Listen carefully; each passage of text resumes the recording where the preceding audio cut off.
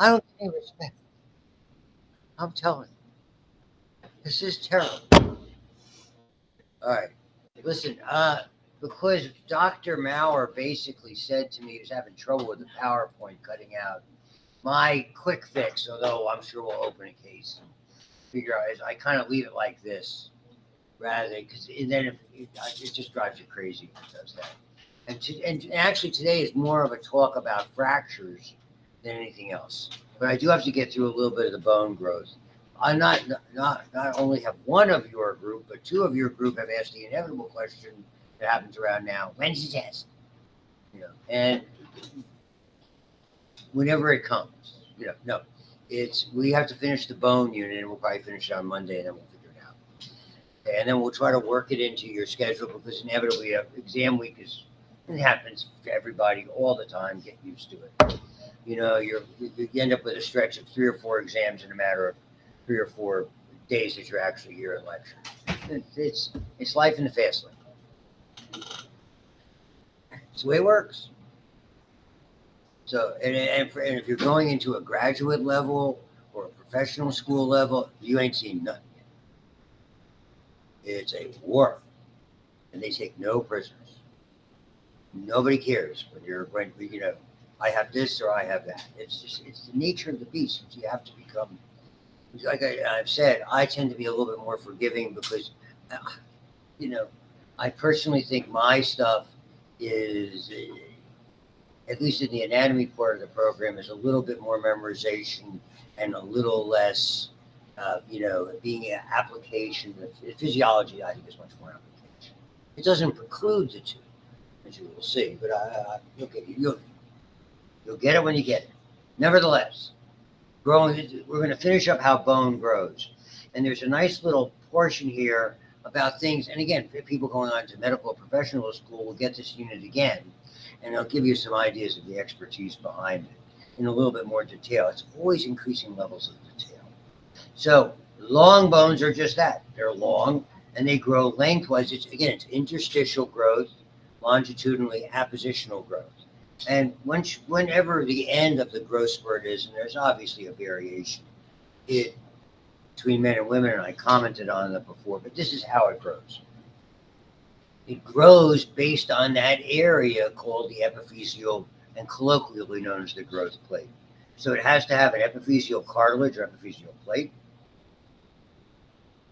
It has to maintain constant thickness. So whatever the cartilage growth is maintained balanced by bone on the other side. So as it makes more of this cartilage that's sort of transitioning into bone, as the bone forms. So it's not like the plate itself doesn't expand.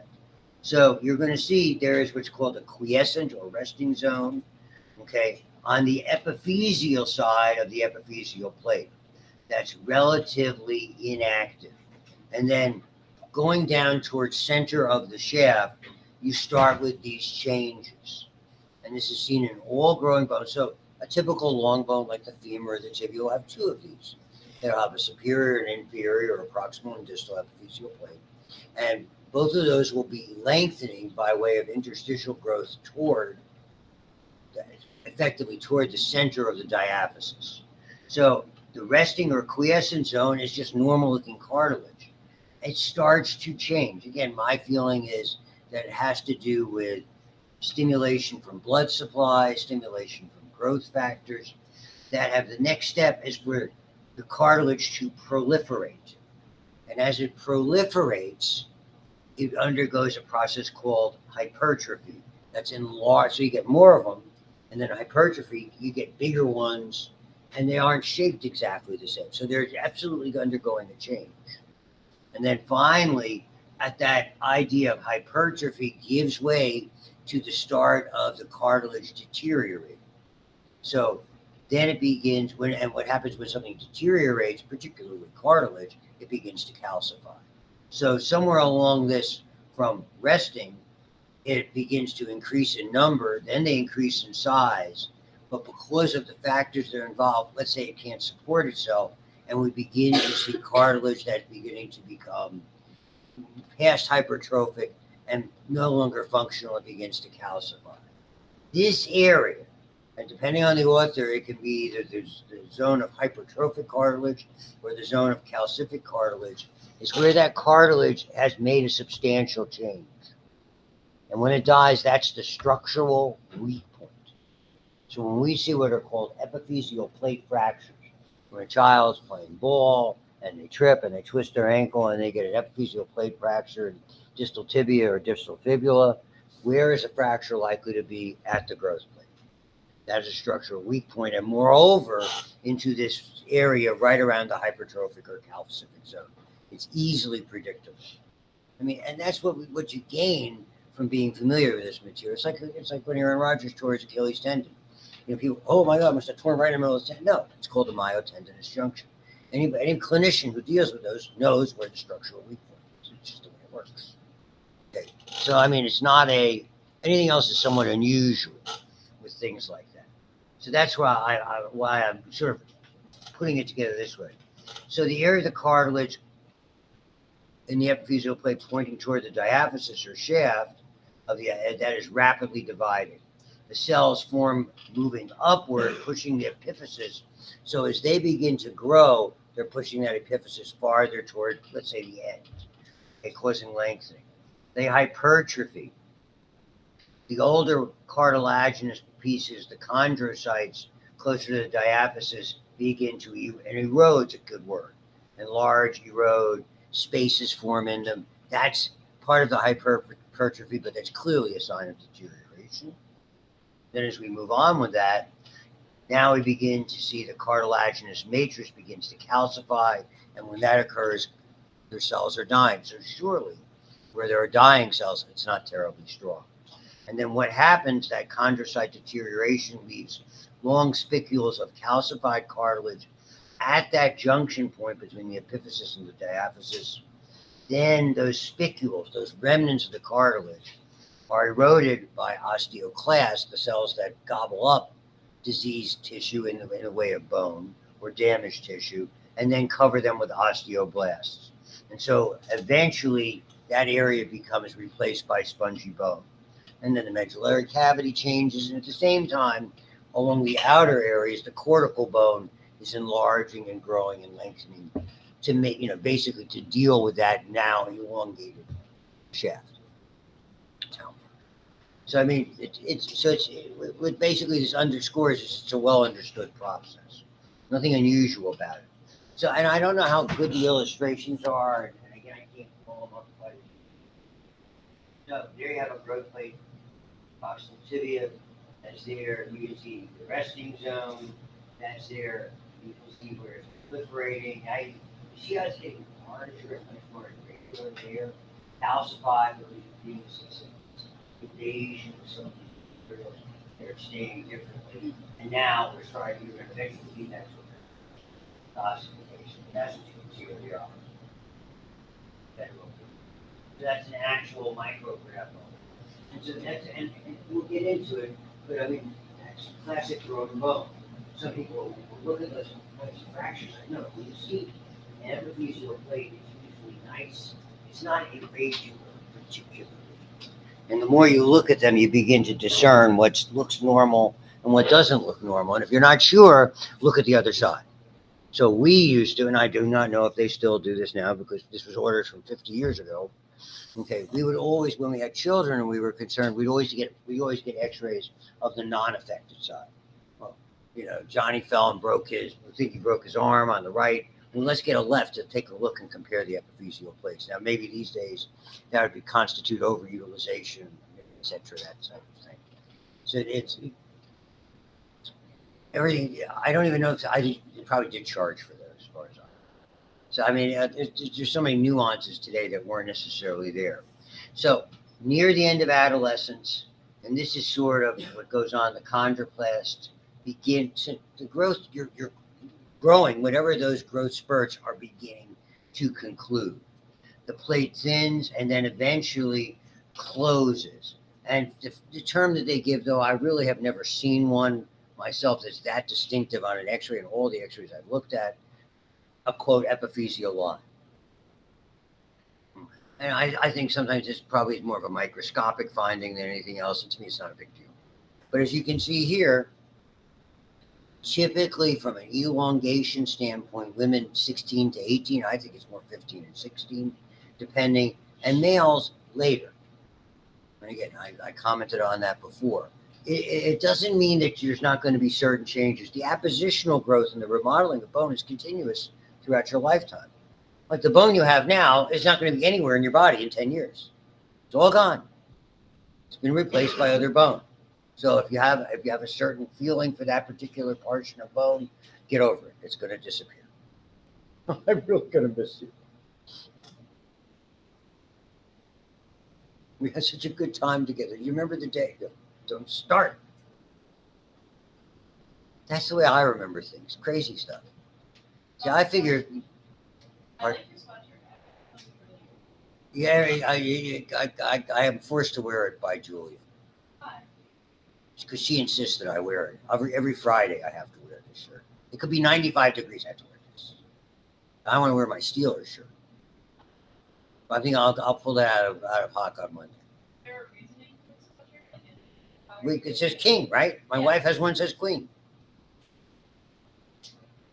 And I just quote the time-honored expert of all of this, Mel Brooks, in History of the World, Part 1. It's good to be the king.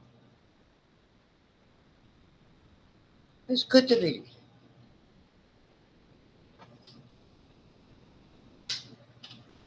He does a bunch of those things. I can't show the clips of the movie. They're a little racy. Even back in 1981 or whenever that movie was. It has some great stuff in it. He plays Moses with 3 tablets. The Lord Jehovah has given me these 10 commandments. Hey, drop one. What do you want? Charlton Heston, he throws them at things. Golden calves and all that. What are you going to do? So growing bones will widen proportionally, and that goes on continuously. It thickens, and it's always the forces that are on it. The more force you put on it, if you're in an occupation where you're constantly standing, bones that are weight bearing are going to demonstrate thicker amounts of cortical area. If there's a particular stress or stressor from where you are, it's going to be in a very, very predictable location. The osteoblasts beneath the periosteum make more matrix. The osteoclasts remove bone on the opposite or endosteal side. Okay. More building up than breaking down, which leads to thicker, stronger bone. But because you're removing aspect of bone on the endosteal side, it's not like it's making you heavier in that regard. It's just remodeling the bone. That's there. And they always show you this illustration. I don't get a lot out of it. Before growth and remodeling, after growth and remodeling. So everything is somewhat proportional. So under normal circumstances, it will lengthen and widen proportionally and reflect its typical anatomical appearance. It's very much different.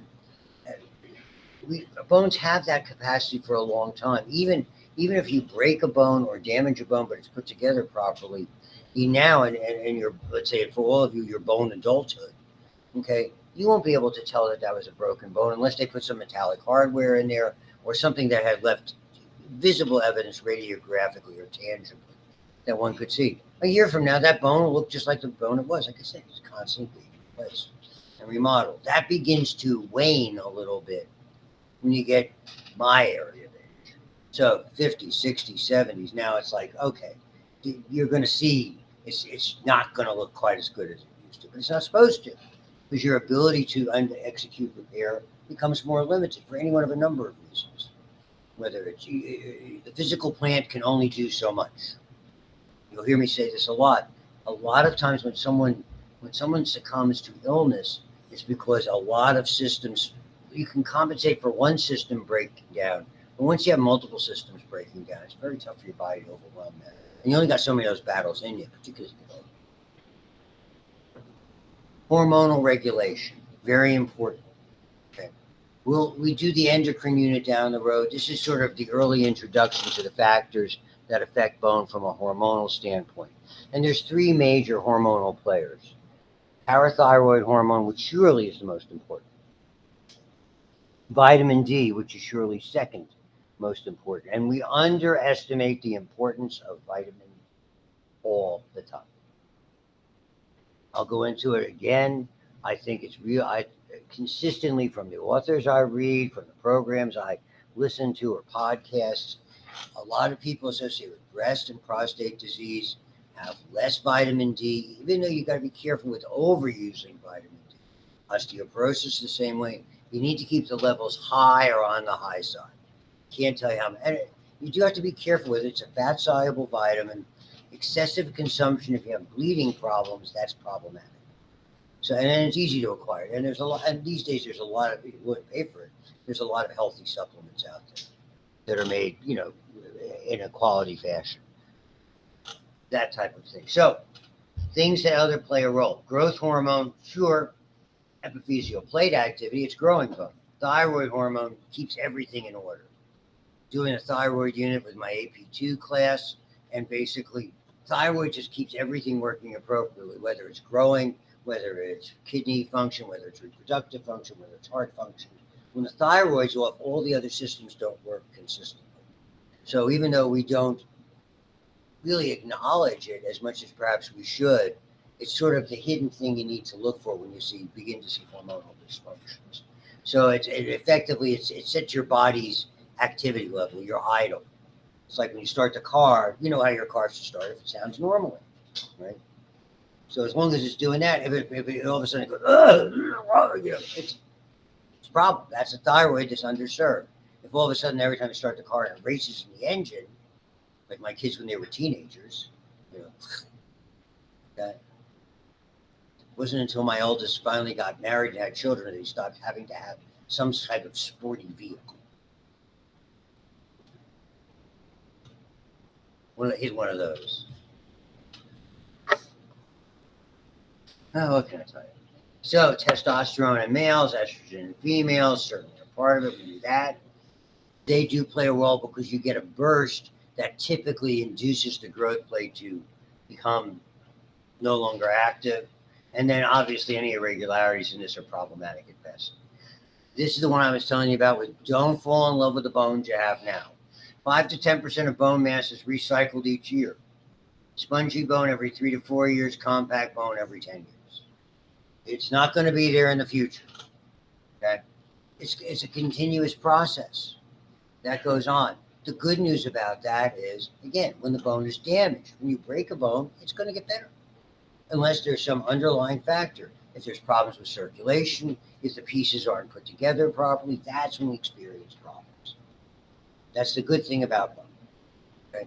It can be fairly reliable and easily predictable that something's going to heal if everything is done right. A lot of times, that's why someone like me who treated fractures for many, many years, it's really upsetting when one doesn't do what it's supposed to do, because inevitably there's two words: it's your fault. Because the perception is bone should heal fine. So it consists of deposit and resorption, endosteal surfaces, signals, etc. Osteoclasts, deep depressions, okay? They are basically modified white blood cells in clusters. I showed you those before. The ruffled borders increase their surface area. What do they make? Lysosomal enzymes, which are, when you cut yourself, what causes it to hurt is the cells release lysosomal enzymes. They hurt. They activate nerve endings. They cause pain. They trigger inflammation. It's not a whole lot different in this type of thing, except at least the pain aspect is not there. And they are activated in acid. So most of these are acid hydrolases, if you will, that play a role with regard to. So ones we look for levels of what's called, in certain instances, enzymatically, we look for levels of acid and alkaline phosphatase in certain bone disorders that are there. We won't get to that today at all. But the lysosomal enzymes, which are activated by acidity, that combination favors the removal of areas of bone. Okay. The end products and dissolved minerals are transported across the osteoclast, released. They phagocytize as dead osteocytes. Then the osteoclasts undergo apoptosis, and you get a whole new set that comes in. So we understand well the concept of osteoclasis. Anytime you see clasis, you know it's something destructive. It's like we call someone an iconoclast. It's like they're, oh, George Washington was a bum. I don't know. I never met him.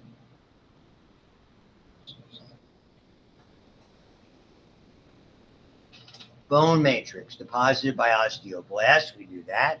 There's something called the osteoid seam and the calcification front, and I don't care about it. Never did.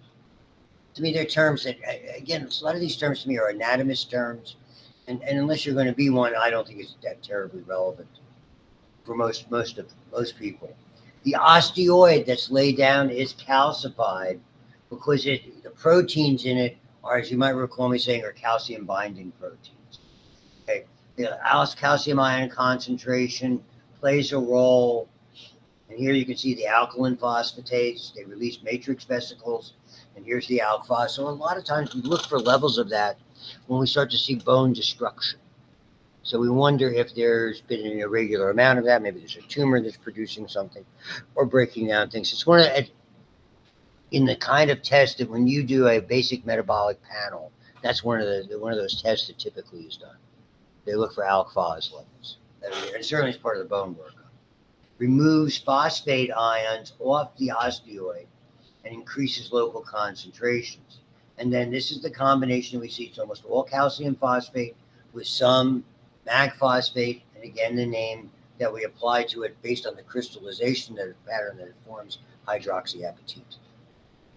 That's how I pronounce it. And that calcifies that matrix.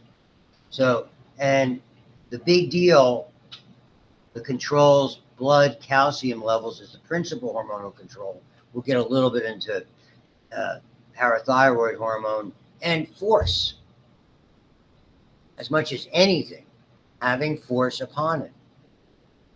And again, if you had an injury and heaven forbid you broke your leg and you had to be in bed for a couple of weeks and you took an x-ray, the bone would not look as good. It wouldn't look as well mineralized. It's an atrophy called atrophy of disuse.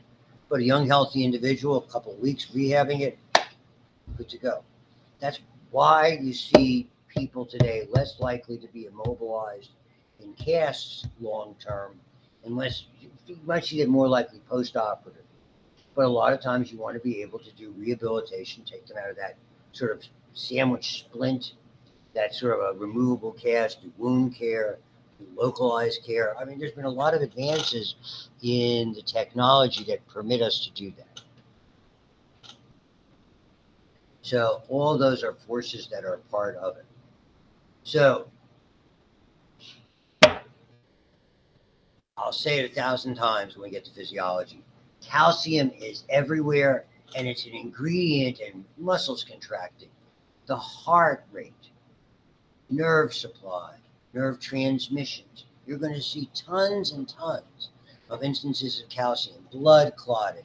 All of these are things. There's so many calcium pathways. So without normal calcium, all of this is true. And so 99% of it is typically stored in bone. Okay. So you need to have a set of controls. And the three items that principally are the controllers, again, just to reiterate them, is parathyroid hormone, known as PTH,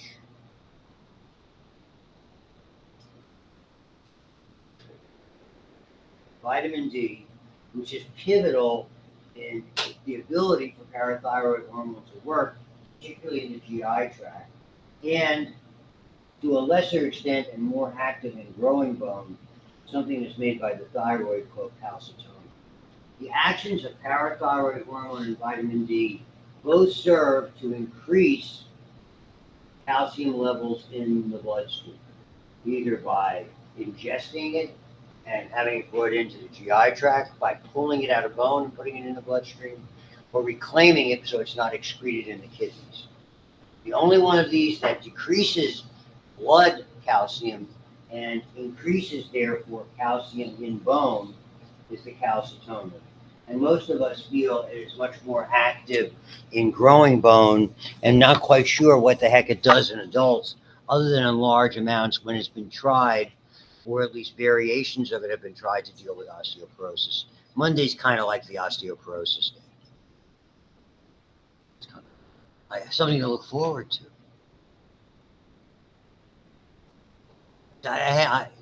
You can't know enough about that. Okay? I'm telling you right now. Okay? When you see somebody, how many of you don't have an incredibly shrinking grandma? Don't have a what? An incredibly shrinking grandma.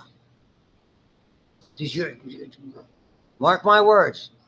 Get the tape measure out, put the thing on the thing like that, and see how tall grandma is now, and wait 10 years. You know, they're going to shrink. It's probably because of kyphosis, right? What? Kyphosis. That's part of osteoporosis. The basic cause of that, whether it's kyphosis, lordosis, it all works from that. But and if you're and particularly for women who are inherent or are originally shorter in stature. My first wife, when we married, was 5'1.5" tall. I'll bet you she's no more than 4'10".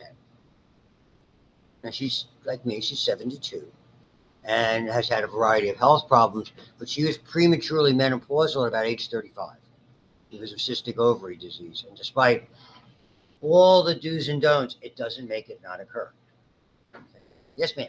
I have a question. This is about your lab quiz that you gave out. Yes. Just dawned on me. Number 6. Listen, son. The mental region is found where? In the lower central column, correct? But isn't that also anterior to the occipital? The what? Anterior to anterior, yeah. Anterior to the occipital. Anterior to the occipital. Yeah. Which would be the best answer? Oh, so Remember it says choose the best answer? That's why we put that in tests. okay. It gives based on your standard, what's the best answer? the one that explains in best detail what the correct answer is. No, I forgot. Did you remind me? No. Where were you? You said you were going to remind me. When? Didn't you? No. Ah, then you forgot. Son, if you can't remember the scantron, there's no way you're remembering who you told her. You're terrible. Then listen. Worse.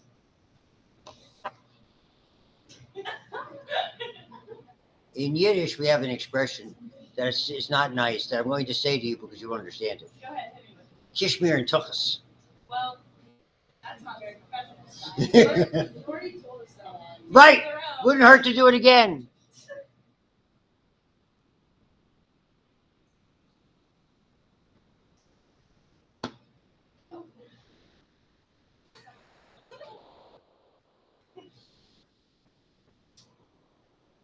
Just saying.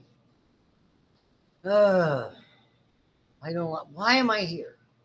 Okay, parathyroid hormone. We'll get to those in physiology. Little glands that are essential. In other words, you can't live without. Okay, on the back of the thyroid, which you can live without. Osteoclastic activity in bone.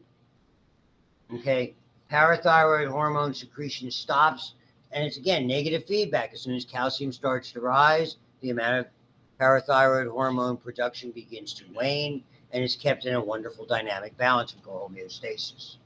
Okay, calcitonin in the thyroid, and again, you could lose the thyroid and it really would not have a lot of impact in response to higher calcium. So it's sort of like it's assisting it so you don't have an overly dramatic removal of calcium from bone, if you want to think of this. And now, and again, and most authors will tell you it's much more efficient in growing bone than in adult size bone. That's there, and I hate these. So those are the things that work. You're going to learn about parathyroid hormone. It works in 3 areas. Once again, please remember them. It works directly on bone, by far and away the most important. In the presence of vitamin D, it is able to work in the gut to pull calcium out of your diet. And lots of things we have calcium. A lot of the dairy products already have enriched amounts of calcium. They put calcium in milk forever, and vitamin D enriched milk. That's why they did it. Okay. That's there. So, and then they work also on the kidney, and they pull back in calcium. And unfortunately, calcium and phosphorus tend to go in opposite directions. And then you can see the calcitonin being different. So more about that as we keep moving. And so calcitonin, negligible, talk about it. Other hormones such as glucocorticoids and vitamin D can play a role in that activity. Uh, I used to see it when we used to do a lot of steroid injections for arthritis. You could see areas on the bone that look like they were losing calcium, so you have to be watchful. And I think a lot of people have gotten away from injectable steroids. They're used in sport. They're used a lot. In professional football, it doesn't matter. I mean, you're paying somebody millions of dollars a year. You're going to shoot them up with local anesthetic and steroid and go out and play. The way it works. So these are the stressors. Stress when weight bears on them. This is the very famous law called Wolff's Law. Bones grow or remodel in response to demand. It's typically off center, so we typically get bending. And so bending compresses one side. When it bends, push on this side, stretch on that side. So the bending, the diaphysis or shaft, particularly the cortical area, is thicker on the bent side, thins out, so it balances out the weight on the other sides. Okay? So the compression and the tension equal each other out. And they show you this illustration. This is classic femoral head neck assembly. You always see thick, unless somebody's non-ambulatory. If they don't walk, you get thickness here, you get thinner here. So Wolff's Law, we also see evidence in handedness, whichever side you're dominant on. Curved bones are thickest, but they're also most likely to give way there, interestingly. So they can buckle it there, and that's one of the ways we look at stress fractures. We look at the trabecular patterns, and you'll start to see them when we've got some x-rays to look at. That'll help, okay? And they form, and again, when they talk about trusses or stressors, they're underpinnings to try to hold it in place. So, and obviously when you start to see the femur, and again, weightlifters, those markings are much larger, and all of the, on the opposite, people who are motionless or bedridden or any of these types of things, fetal act, look notwithstanding. So, and this is where they talk about it. Deforming bone pushes fluid containing ions in those canaliculi, those side channels, side-to-side channels, electrical current. The osteocytes detect it, and they promote formation of bone. At the Hospital of the University of Pennsylvania, back in the late 60s, they started something that became very popular and may be used today, I do not know. Because I use some of it in my practice, called electronic bone healing. And when they had a bone that was slow healing, what you did was either incorporate plates in the cast with had a wire or like somehow effectively a plug coming out that you could overnight, the person when they were sleeping could plug into the wall to increase electrical current. Now with the technology we have now, there are probably battery packs that are included in it that allow that to do. I haven't used one, probably we're talking about 30 to 40 years ago is the last. I haven't practiced it. So maybe I used it once within a 10-year span of that 22 years ago. So it's not that, but I saw patients with them on many occasions. And even afterwards, they would have devices they could wear at night when the cast came off and they were rehabilitating. And again, you could put it on, secure it, and plug it into the wall so the electronic bone healing could be used. And it's based on that theory. Okay. And all of these types of things are there. So there's mechanical stresses about remodeling, hormonal controls to determine whether and when remodeling occurs with regard to calcium levels. So calcium level maintenance is hormonal. Mechanical stress is more about remodeling, which brings us, and at least I can introduce this bit of area that's there. And the introduction has more to do with what fractures are. And people have a misconception, hopefully you do not, is that fractures are a break or an interruption would be a better word in the integrity of the bone. I cannot tell you how many people say, oh, I went to the emergency room, I don't have a fracture, I have a chip. It's a fracture. Okay? If the bone is not the way it's supposed to be, if there's a piece that was lopped off, it's a fracture. If it has an indentation that shouldn't be there, it's a fracture. Whether it's macroscopic, you can see it, or microscopic, you have to look at it, or it doesn't show up in the x-rays for 2 weeks, it's still a fracture. Yes, ma'am. Stress fracture is still a fracture, it's just microscopic. You usually detect stress fractures as signs of repair around. So if you do a serial X-ray in 2 weeks of it, then you can see the signs of the remodeling. That confirms your diagnosis. A lot of people do. Now, if you don't, then it's just a stress zone. It doesn't. It means that it's predisposed to a stress fracture. And for you guys in sports, you work around that. You determine that and say, okay, we have to change something if it's on a foot, change something in a shoe. If it's in, if you're swinging a bat or whatever you're doing, you have to accommodate appropriately. That's the way it works. And that's where people have expertise, sport to sport, in particular activities that are there. So that's the way it works. So and it's true. And most of the time we see fractures in children and young adults is traumatic in nature, accidents, sport activities, whatever. Just general being physically active. As people get older, they become what we refer to globally as pathological fractures. Pathological means there's some defect or fault in the bone itself. It could be arthritic in nature, it could be a tumor, it could be an infection, anything along those lines.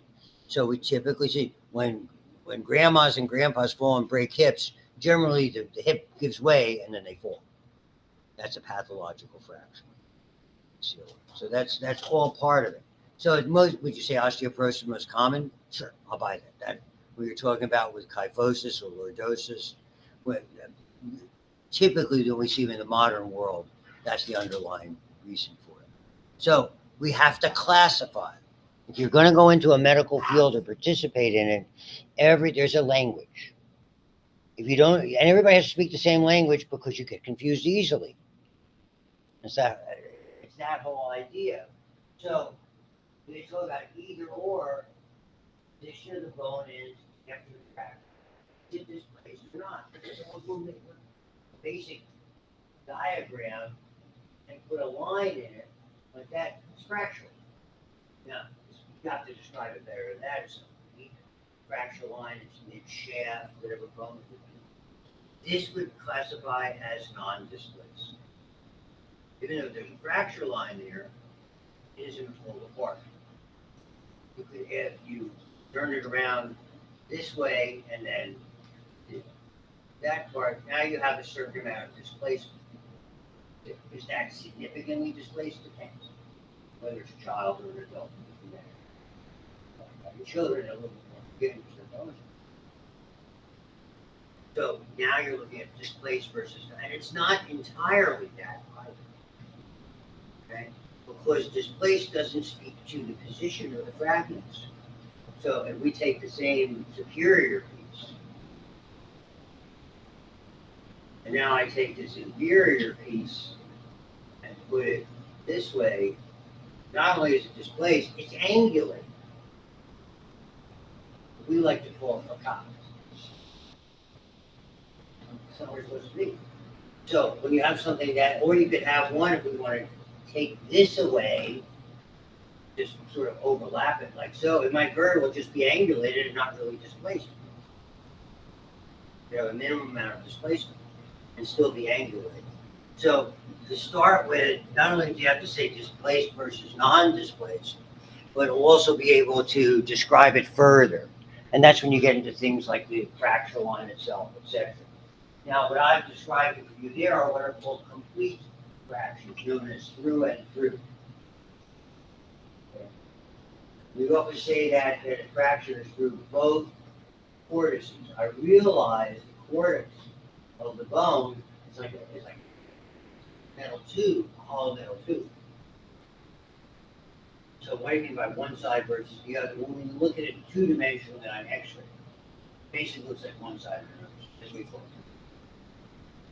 So that's a complete fracture by definition. Is that complete fracture? It doesn't have to be at an angle. It could be straight across or not.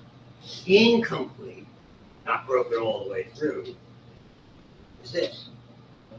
Now, that doesn't, depending on the nature of the bone, whether it's a child's bone or an adult bone, you may or may not have some other changes that are associated. That's an incomplete fracture. In a child, you'll see an illustration that we have in this PowerPoint sequence, where it describes a green stick fracture. That we only see that in children. And the analogy is like if you're getting firewood and you know, if it's green inside, it bends versus if it's brown inside, it snaps. Yes, sir. And, the- Pardon me? would you even feel it? It depends on the severity of it. Really. Yeah, and I think you would. Initially, at least, because you're going to violate the periosteum. That lining is very, very sensitive. And I think if you began to use it excessively before it started to heal, you would certainly notice it. I mean, my 2 cents about it. That was there. And it depends. I mean, you maybe have someone who's relatively sedentary, maybe not quite as much as you would think. And then lastly, of these three, the single most important one is right there. Open or closed. Far and away. These are all examples of simple fraction forces. Okay? Simple does not mean it's going to heal easily. Simple does not mean anything along the time. That's why we use open and closed. And the whole idea of open and closed has to do with whether the bone is exposed to the air. You don't even have to have what appears to be a fracture. If you're in an industrial accident and it chunks off a piece of skin and tissue underneath that and the bone is exposed to the air. You whack your finger when you're putting up a nail and the nail comes off and the bone's sitting there. That is no longer, there's nothing simple about that. That's an open fracture. By definition, bone is sterile tissue. When bone is exposed to air, it is presumed to be infected. Period. End of sentence. You must. There's no, well, I didn't think it needed it. The standard of care, an important term for people who get into medical fields, you must prescribe antibiotics. Probably should do tetanus prophylaxis as well. So, and now a lot of times you won't see it. I can't even tell you how many people twist an ankle and you see a gash in the skin. Well, it looks okay. You have to probe those to see if it goes down to the bone. Because if it does, a lot of times a little chunk of bone will come up, pierce the skin, and you'll guard immediately. You'll reflexly straighten your foot back out or straighten your arm back out, and the bone will go back in. Now, you may not notice the fact, if you're not really on top of that, that it was really an open fracture and start to treat it the wrong way, meaning you didn't do antibiotics or tetanus prophylaxis or take appropriate precautions. And those are the kind of things, unless you're really just stabilizing it, you don't want to run them up to the run them up to the operating room and operate right away because you already have something that's presumed to be infected. The most we used to do was you'd stabilize at that point. You put it back, maybe you reduce it, which means to set the fracture and put it in such a way, but you would not do anything. If anything, you would likely not close it. Okay, if you put any hardware in there, you would probably have that whole area exposed and under taking antibiotics and watching to make sure it didn't get infected before down the road you do something else. Where a closed fracture, you see somebody in a skiing accident, all of a sudden their foot's pointing backwards, but the skin's intact, you can go to work on that. Because inside you're not at any greater risk than any other surgical procedure having. That's the biggie. I make a big deal out of it and I dance up and down about that, but that's a real big player. So you really have to be, and it's the innocuous ones that people mess up. They're running, they don't have shoes or socks on, they stub their big toe, the nail tears off, and all of a sudden it's exposed bone. And they say, that's clean up, put a Band-Aid on it, maybe some Neosporin, happy dance. That's something you need to have looked at. I mean, at the very least, make sure somebody's tetanus current. Because tetanus is, if you don't know, depending on what they did for you in micro, is everywhere. Everywhere. Reading about it today. This morning. In Bordeaux region of France, they had a restaurant was doing their own sardines. They were basically taking sardines and preserving them in oil. They had at least one person die and 6 people got botulism. So if you don't think that stuff is around, it's around. They're endospores. They're destructive. Bacteria of steel, able to leap tall buildings in a single look up in the sky. It's botulism. It's tetanus. C. diff.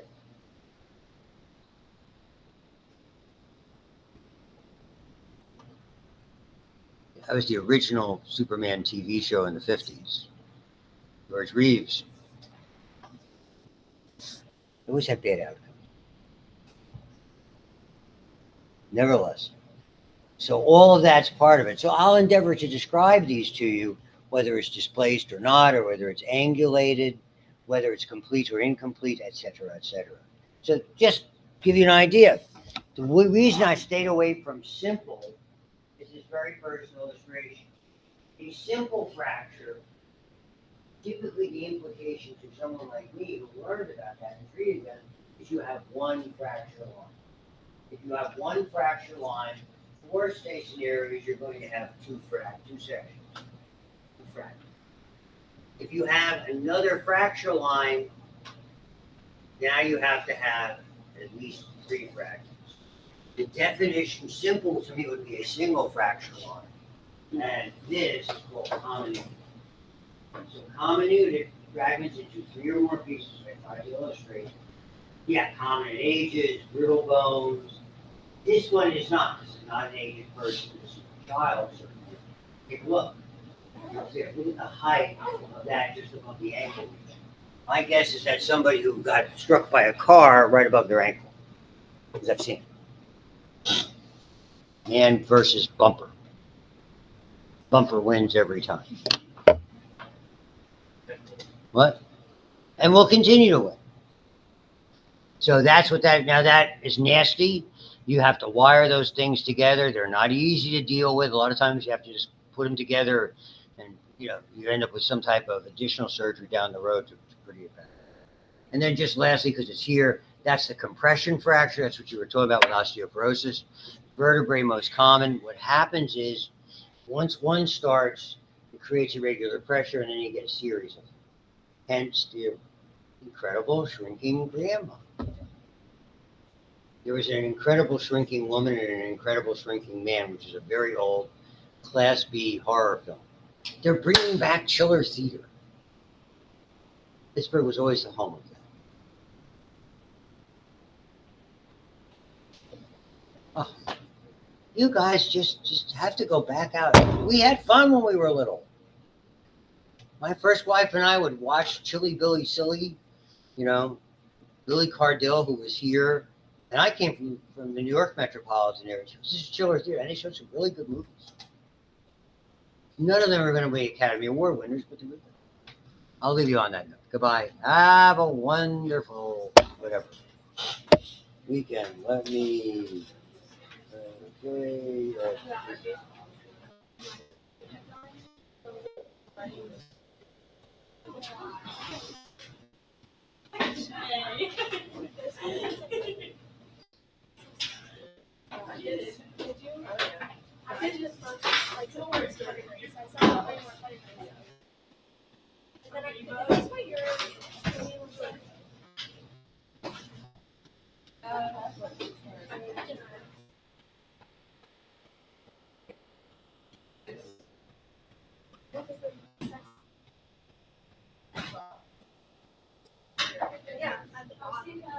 All right. Oh, that hurts.